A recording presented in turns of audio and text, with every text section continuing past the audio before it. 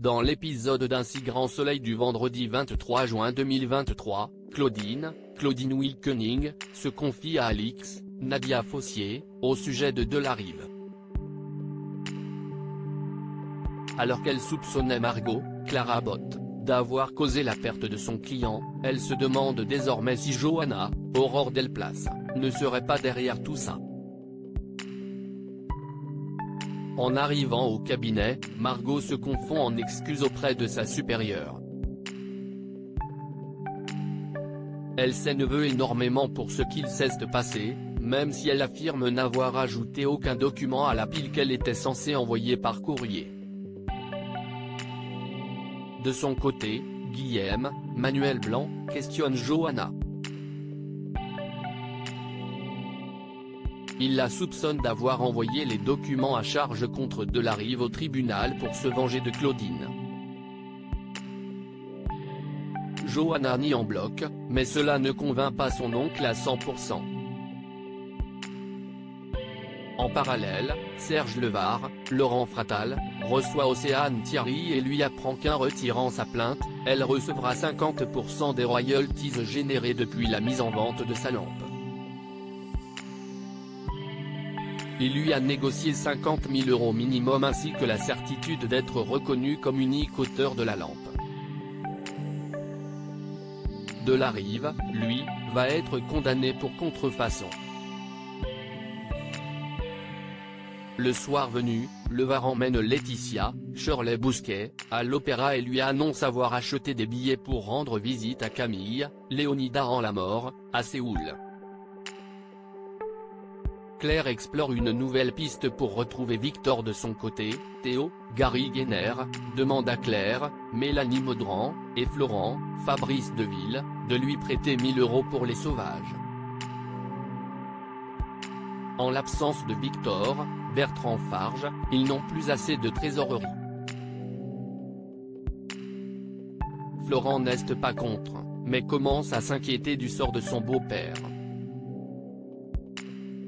Il trouve étrange que ce dernier ait laissé son restaurant et son équipe sans argent et pense qu'il vaudrait mieux appeler la police.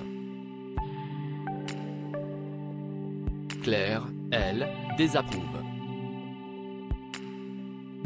Son père étant parti volontairement, elle préfère le retrouver elle-même plutôt que d'impliquer les forces de l'ordre.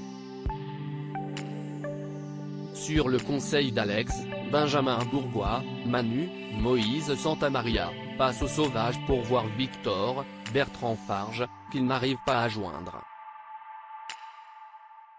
Il tombe sur Théo, qui prétend que son patron a pris quelques jours de congé. Emma, Sarah Jagg, trouve étrange que Théo ne partage pas leur inquiétude avec le policier, mais le jeune homme préfère suivre les consignes de Claire. De retour au commissariat, Manu appelle Claire dans l'espoir qu'elle puisse lui dire où se trouve Victor.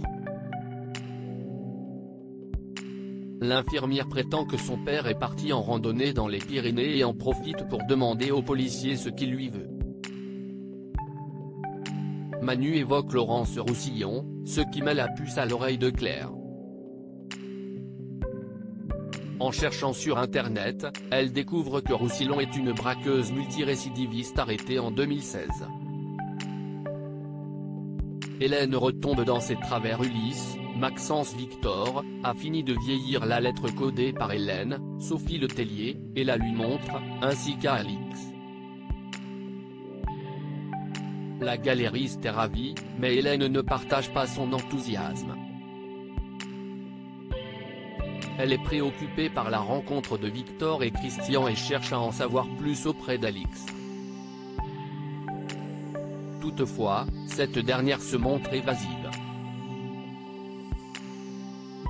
Plus tard, la galériste rend visite à Marc, César Méric, pour lui montrer la lettre vieillie par Ulysse. En la voyant, le journaliste est dubitatif. Il n'est pas sûr qu'une exposition de lettres cryptées du XVIIIe siècle intéresse ses lecteurs. Loin de se démonter, Alix lui explique que personne n'a jamais été capable de décrypter la lettre, ce qui devrait susciter l'intérêt d'éventuels visiteurs.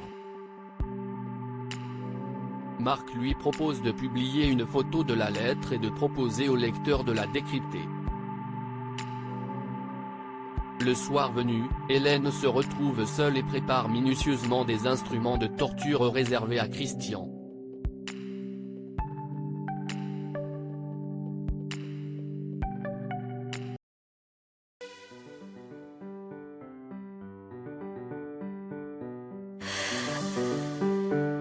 The man I love just had